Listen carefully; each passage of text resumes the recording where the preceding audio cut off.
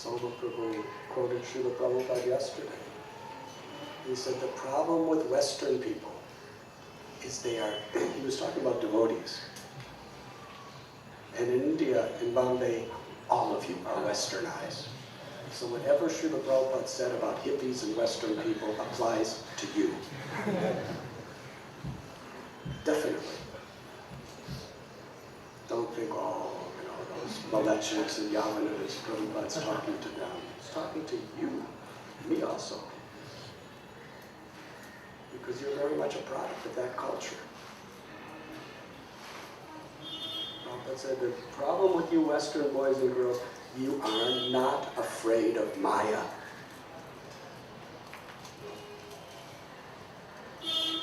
And it's interesting, because in the Western religions, the whole emphasis is fear. If you go to a church or to a synagogue, you read those scriptures, it's all about fear, the wrath of God. If you sin, you will burn in hell. The churches just instill so much fear in people's hearts. What to speak of the Islamic scriptures and the Islamic preachers, so much fear. If you do this or that or anything else that's not according to God's plan, you will burn in hell. You will suffer miserably in this world and the next. Hare Krishna.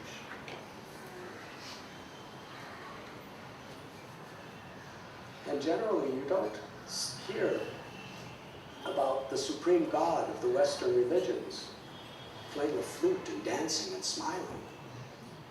He's a God of wrath. He's very strict. His main position is to punish, to judge and to punish. Why is that? Srila Prabhupada put it so simply. You Western people are not afraid of Maya. So therefore, in the Western religions, the greatest emphasis is on fear, to instill fear in the heart of the practitioner.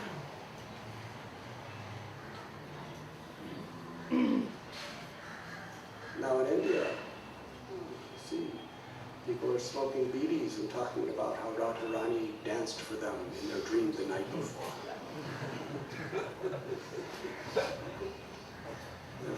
Bhaktisiddhanta Saraswati didn't talk about Radharani to them.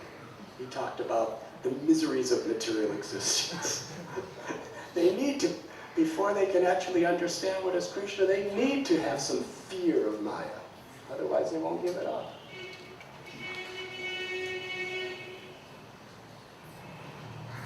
Therefore, Srila Prabhupada balanced his book so nicely. He describes the sweet, eternal pastimes of the Lord and the loving reciprocations of the Lord's devotees, but always with the sufferings and miseries of material existence.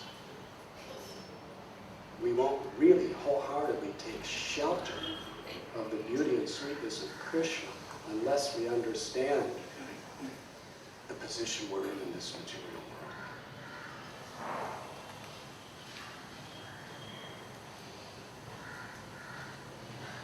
So here, the devatas are praying to the Lord that He is the only shelter. Now they are very, very experienced in this subject matter, because they have every possible facility of shelter in this material world, billions of times more than any of us. To Indra, Bill Gates is no more than a beggar on the street, just, wiping people's windshields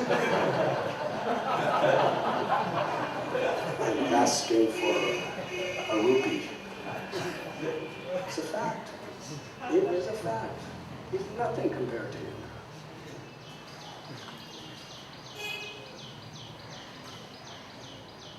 He has every possible facility through his own body and mind and intelligence, through his facilities, to find shelter. And yet they are speaking, there is no shelter except your lotus feet, my Lord.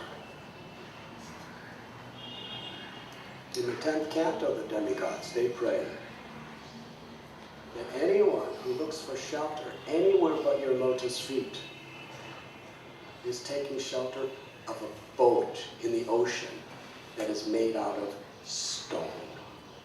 Hare Krishna.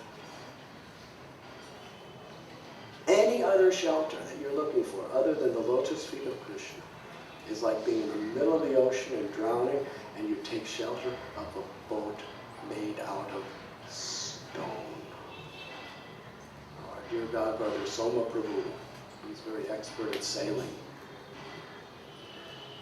His forefathers were some of the greatest sailors in the history of America. They sailed across oceans so many times with sailboats, where the only sailboat means it's only the wind that pulls you, no engines or anything like that. You go by the wind. You have to steer by moving the sails in various ways. So you know boats very well. What happens if a boat is made out of stone?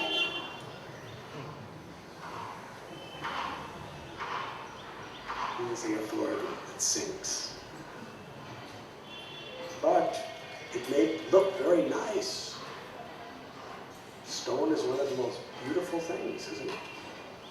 It could be hand-carved by Vasudeva Mistry. With beautiful floral designs. You even could have beautiful dancing devatas all over the sides of the boat. It looks very attractive. And if you take shelter, you will sink.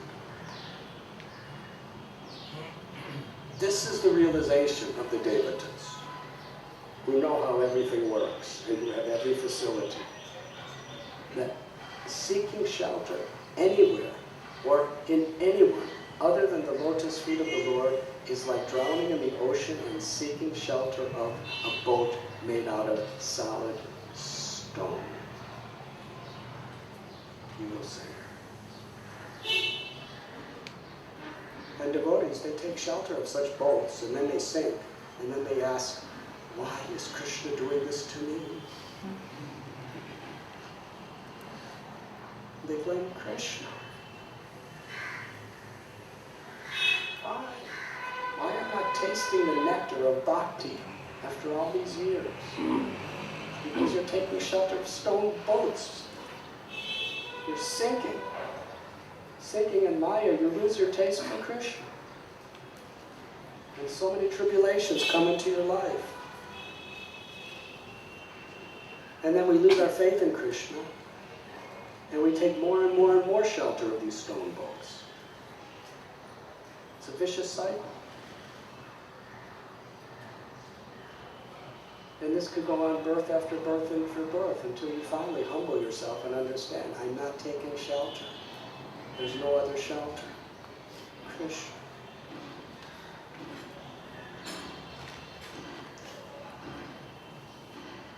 The example is given here by Srila Prabhupada of a tree.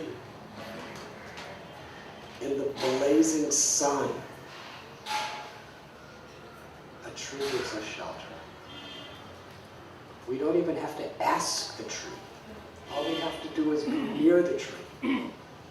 It's not that you go under the tree and you say, oh, please, tree, give me shade. You don't have to ask. You get it without asking. That's the nature of a tree. But you have to take shelter of the tree. The problem is, when it's a cloudy day, we don't even look at the tree. Right? We just walk by. Another tree, so many trees. But when the sun is blazing, then we look at the tree. We understand its value.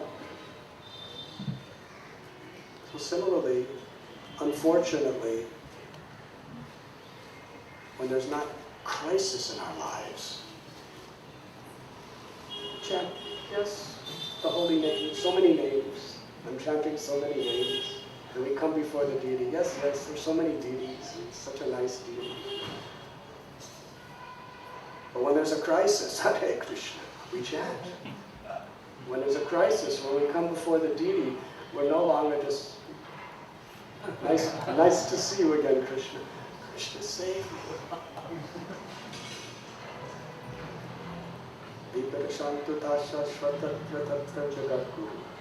That is why Kunti prays for calamities. Because human nature is without calamities, we do not take shelter of the Lord. From the point of view of non-devotees, of the four reasons why people come to Krishna consciousness, one is poverty, which is suffering. And the other is distress. People approach God either because of poverty or distress.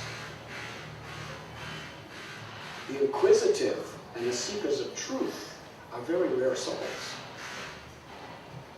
Most people come to religion throughout the world because of distress.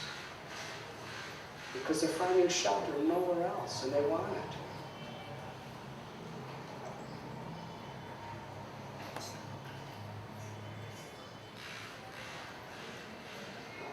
Thus Queen Kunti is praying, let calamities come again and again. Because then there's no alternative for me except to take shelter of you wholeheartedly. And in taking shelter of Krishna, the whole spiritual world is revealed. It's actually very beautiful. Misery oftentimes breeds ecstasy. Because in our misery we take shelter of Krishna, and in Krishna the whole spiritual world is revealed. However, the auspiciousness of any situation is to what extent it helps us to take shelter of Krishna. Don't think that when everything is nice, it is auspicious. It is only auspicious if in that nice situation you take shelter of Krishna. Auspiciousness is when we take shelter of Krishna. That's all. That is the way the devotee must think.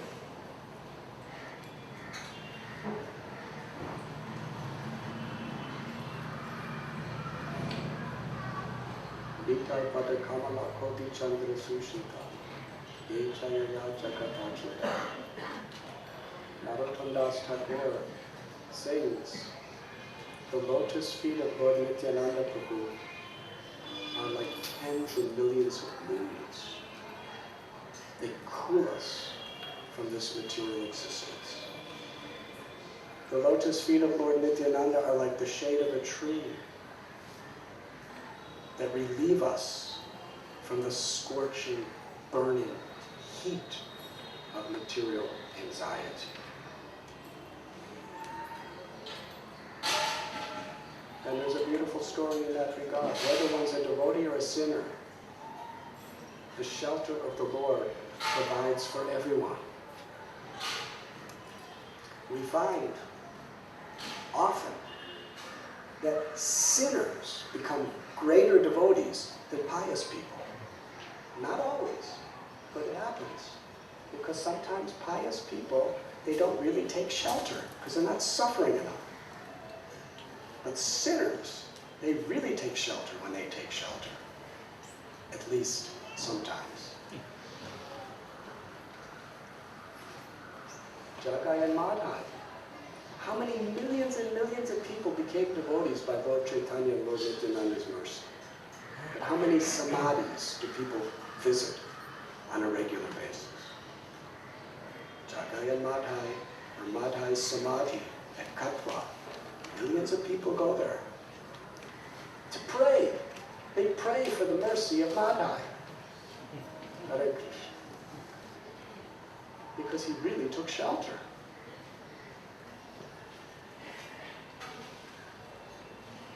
Lord Chaitanya told Nityananda Prabhu, you go to Bengal, you preach.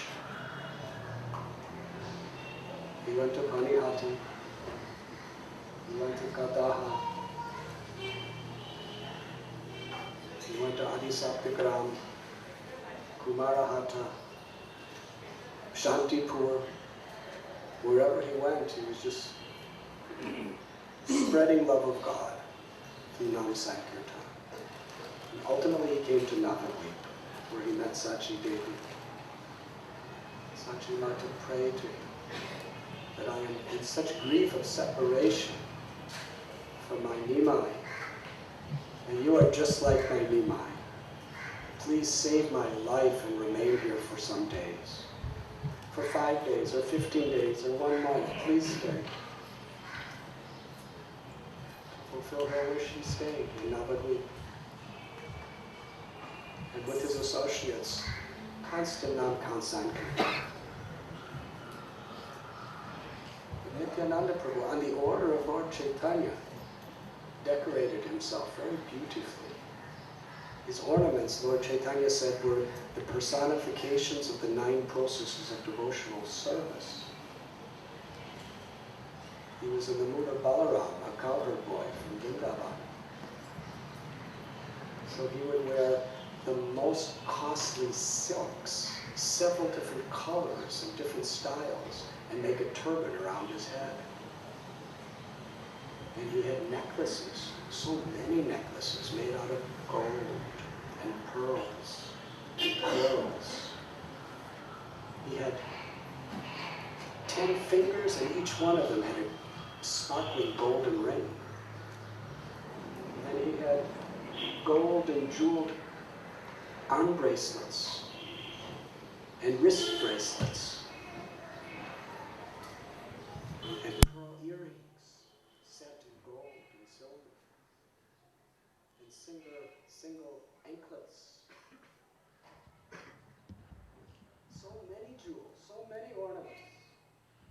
And his clothes were of the costliest, most elegant silks. And he had a flute.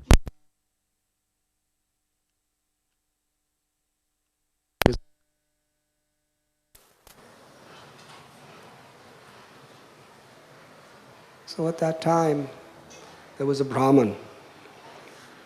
And this Brahmin, due to bad association from his earliest childhood, he was absolutely cruel.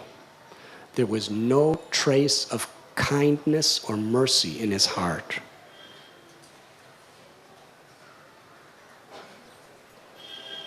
He would do anything and everything for his sense gratification.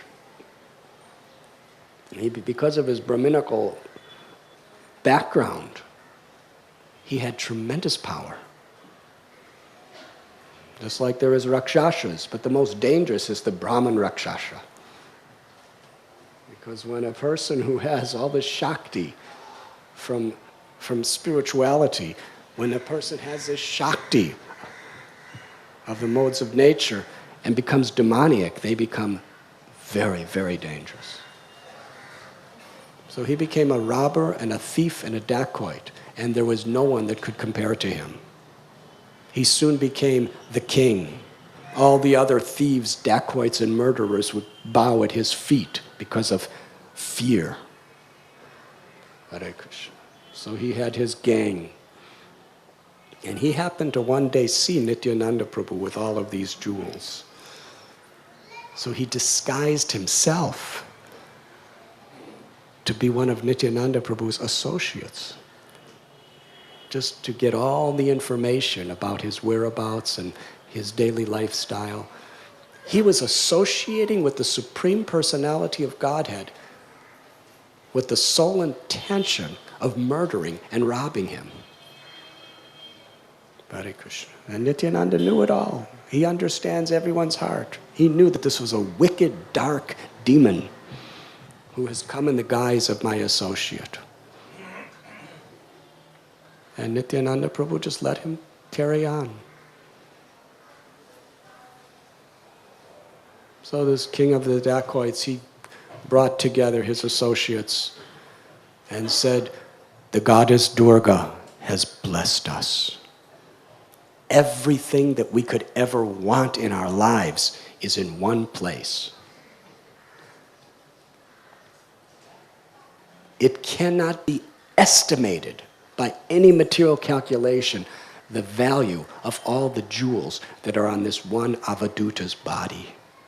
And he keeps them on at all times. Hare Krishna. A whole lifetime of our robbing and stealing. Everything that we could ever hope for is on this one Avaduta's body, in one place. We rob him, we are set forever. So tonight, we will attack. They were very excited.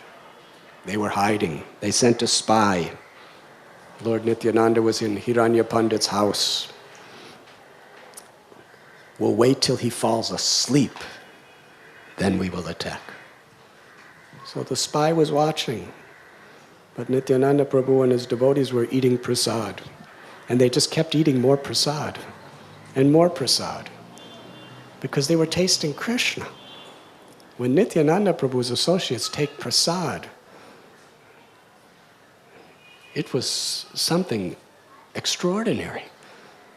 They would just, every bite, they would go into ecstasy because they were tasting Krishna.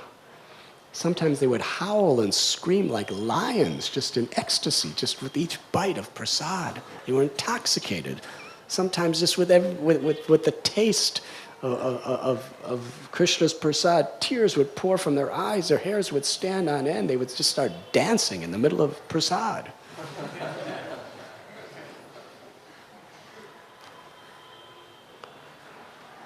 They weren't thinking, not enough salt in this, and it's not cooked enough. They were tasting Krishna. So they just kept eating prasad. So the spy went back, he said, they're still eating prasad. So they waited. It wasn't even yet dark. They had their swords and their shields, their knives, their tridents. But Nityananda Prabhu sent the goddess of sleep, Nidra Devi. And they all fell asleep so soundly they didn't even know that night came. And all of a sudden, crows started cawing. Notice that for them, sparrows or cuckoos didn't come, crows.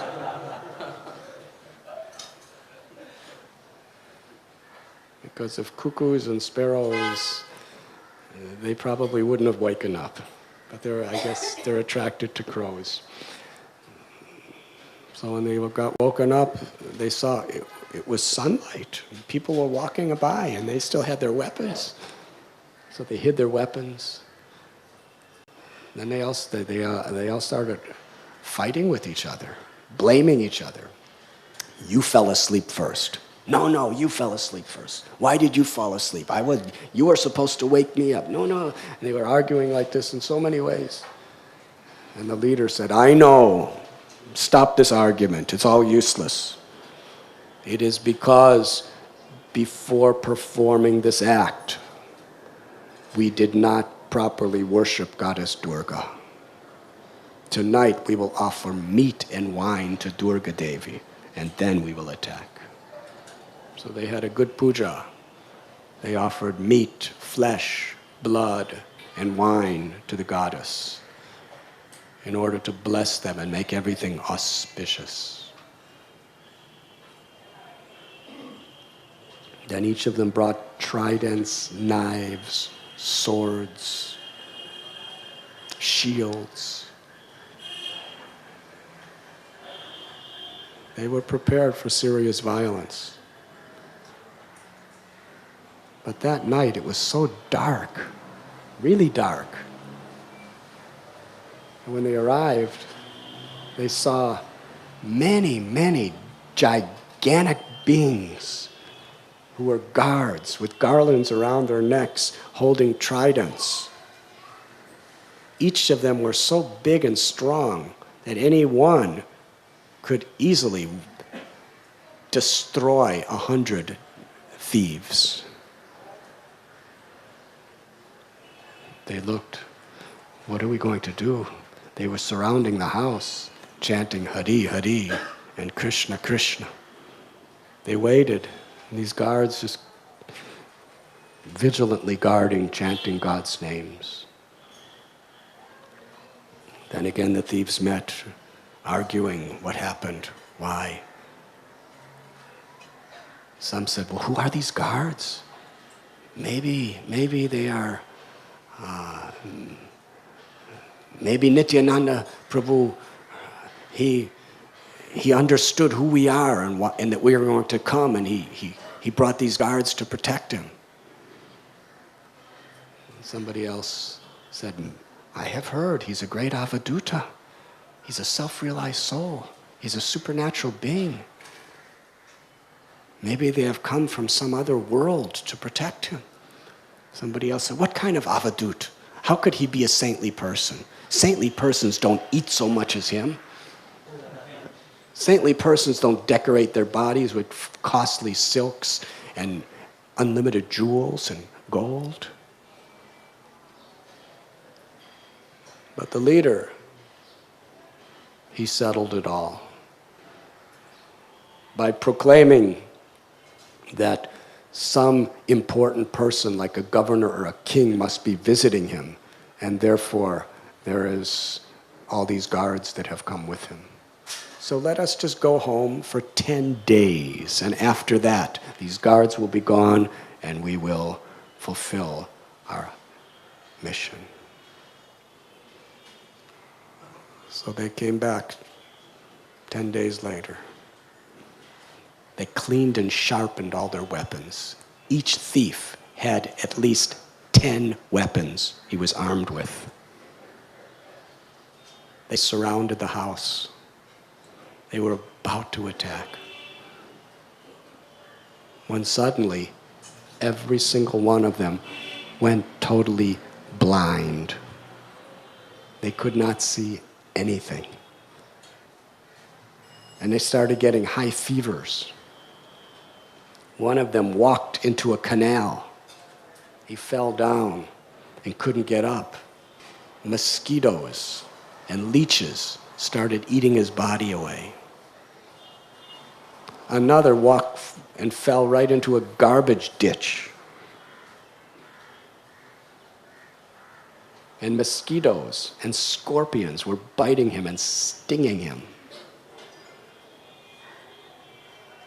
Another fell into a pit and broke his arms and his legs and his limbs. Another was walking and suddenly he got such a high fever he just fell to the ground unconscious.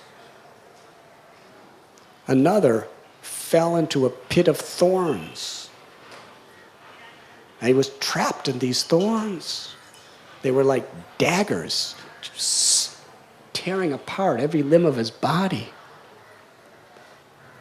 Each one of them was totally trapped in a miserable condition and helpless.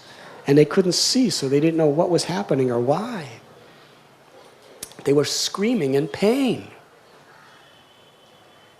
But then Indra, who we're speaking about today, who's a great devotee, he was angry as anything. What they wanted to do to Nityananda Prabhu, his worshipable Lord. So Indra sent dark clouds and torrents of rain. It was freezing cold, and torrents of rain were just lashing against these robbers as they were in the thorns and in the garbage and being eaten by all kinds of insects.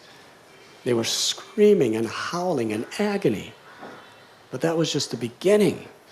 It was so cold, frigid, that the rain turned into hail, where each raindrop became the raindrops came together to form large balls of ice.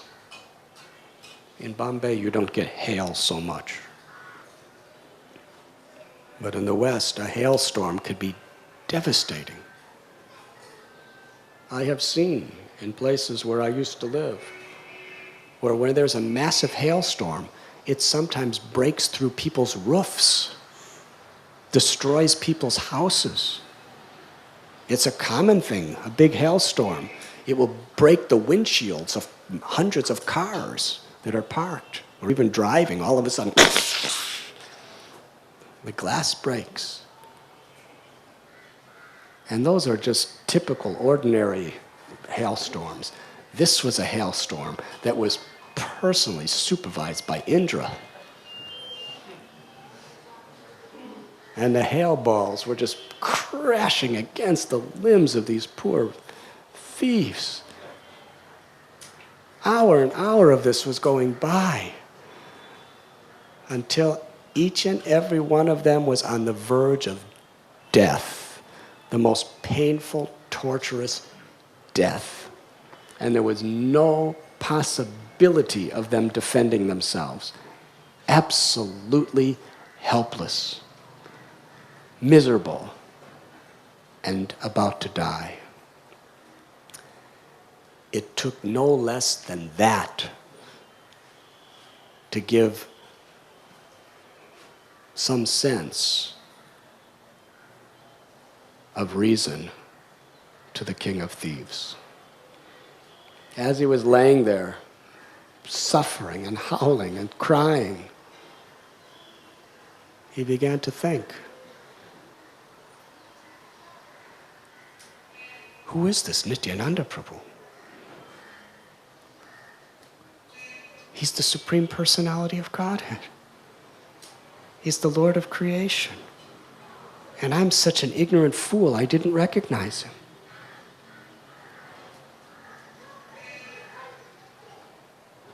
He was thinking, we're dacoits, we're sinners. We never go to sleep at night. We go to sleep in the day. How is it that first night, every single one of us fell asleep at night? It's probably the first time in their lives they slept all night.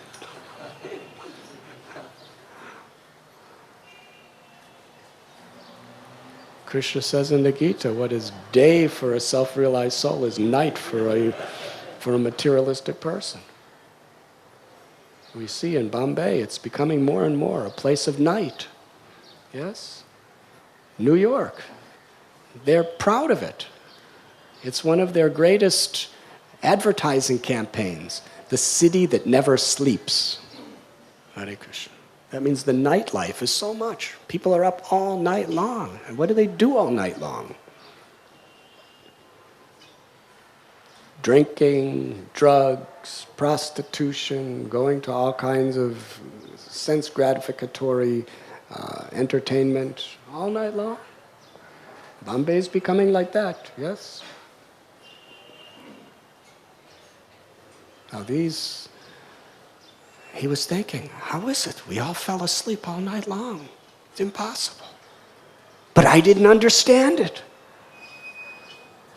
And then those big, gigantic guards, they were not human. No human could be so big and strong. But I could not understand it. Such a fool. I had to be blind. I had to be stung by scorpions, eaten by leeches, bitten by mosquitoes, stabbed by thorns, frozen by cold, lashed by rain, smashed by hail balls. I had to suffer so bad I was on the verge of death till I could finally understand, Lord Nityananda Prabhu, you are the Supreme Personality of Godhead. I take shelter of you. After completely taking shelter of the Lord, all these calamities cease to exist. They could see again. All the insects and reptiles went away. The clouds dispersed. And he came to the conclusion, when one's walking and one kicks the earth and trips on it, right? Kick the earth and trip on it. You're making some aparad to the earth, and then you fall. But there's only one shelter, the earth. When you trip due to your mistake and you fall, The only shelter is the earth itself. So similarly, when we make offense to God or God's devotees, there's only one shelter. If you offend a Vaishnav, the only shelter is you have to take shelter of the Vaishnav. If you offend the Lord, the only shelter is you have to take shelter of the Lord. So from his heart of hearts, he took shelter of Lord Nityananda. He surrendered his life and he prayed, I am such a sinner. I am so cruel. I have murdered Brahmins. I have killed cows. I have exploited the innocent. My whole life, that's all I've done. But now I surrender. I will live according to your will. If I live or if I die, I am your servant. Please accept me.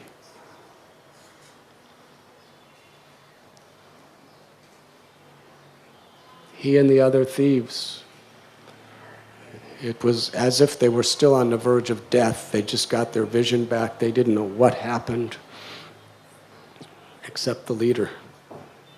They all took their bath in the Ganges. Then that king of dacoits came to Hiranya Pandit's house, where he fell in his full prostrated obeisances at the lotus feet of Lord Nityananda Prabhu and cried out, I am a sinner, please save me, please save me.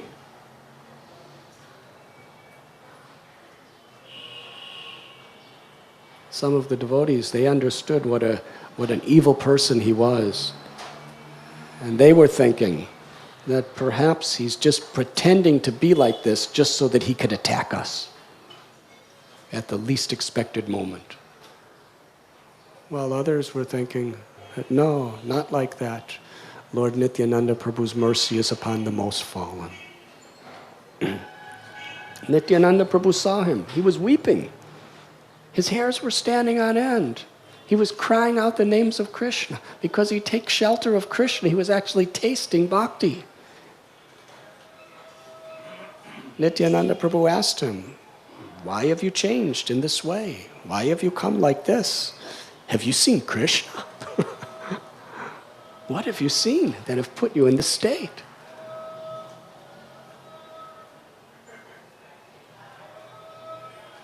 And with folded hands and tears of repentance, I am the most sinful, the most fallen. I surrender to you. Please give me shelter. Nityananda Prabhu gave him simple instructions. From this day on, respect all living beings. Be kind to everyone. Never be harsh or abuse any human being ever again. Give up all of your sinful activities. Take shelter of the association of devotees and constantly chant the holy names. Hare Krishna, Hare Krishna, Krishna Krishna, Hare Hare, Hare Ram, Ram, Hare Hare. Lord Chaitanya Mahaprabhu has come to deliver the most sinful and fallen souls. This is all that's required. Give up your sins, be kind to others, and chant Hare Krishna. That's all.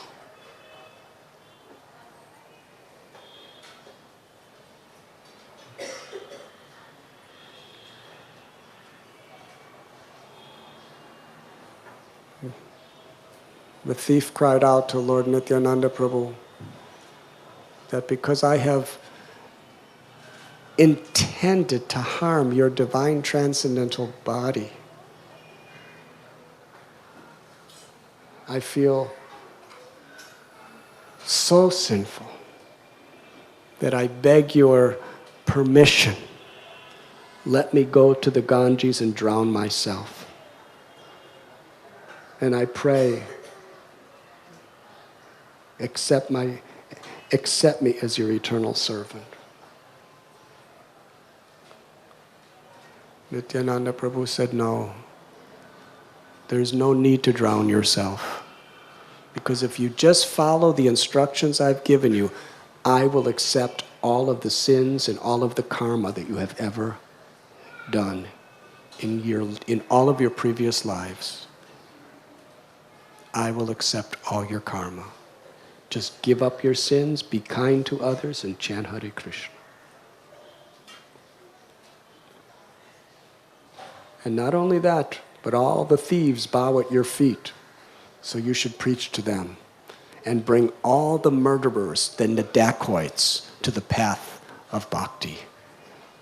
Bring them all to the teachings of Lord Chaitanya. Then Nityananda Prabhu placed his garland from his own neck around the thief. And the devotees were intoxicated to see the mercy he was getting. They all cried out, Jai, Jai. And when they saw the thief with Lord Nityananda Prabhu's garland on him, every single devotee offered their dandavat obeisances to the lotus feet of the thief, who was no longer a thief. Feeling himself so unworthy, that king of the dacoits fell to the ground. Nityananda Prabhu then placed his lotus feet on the thief's head. And at that moment, all of his sins were wiped away forever, and love of God entered into his heart.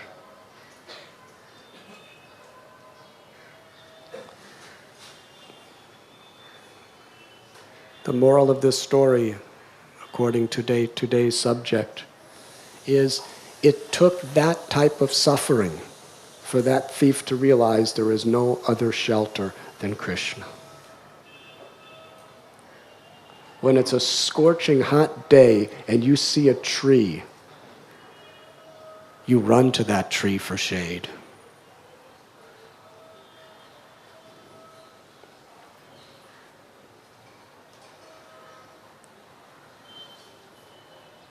Now, Srila Prabhupada explained that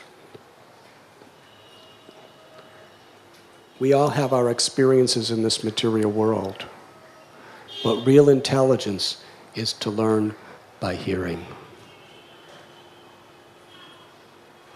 That is why we must read the Srimad Bhagavatam every day. When we see the condition of Indra and the Devatas, actually, if you read the newspaper, it's practically Bhagavatam philosophy without Krishna. Yes? The vast majority of news is misery. Good news doesn't sell papers. Bad news. Why? Why is people so attracted to bad news?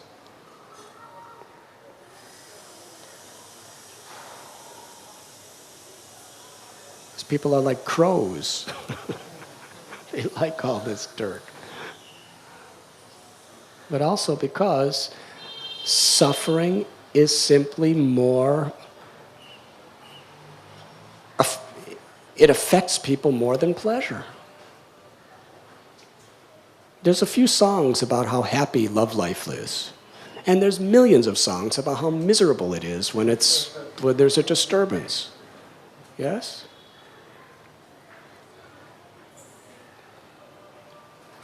Rock and roll was born from the blues. And what is the blues born from? Misery, suffering. Just singing about the suffering of frustrated love. Hare Krishna.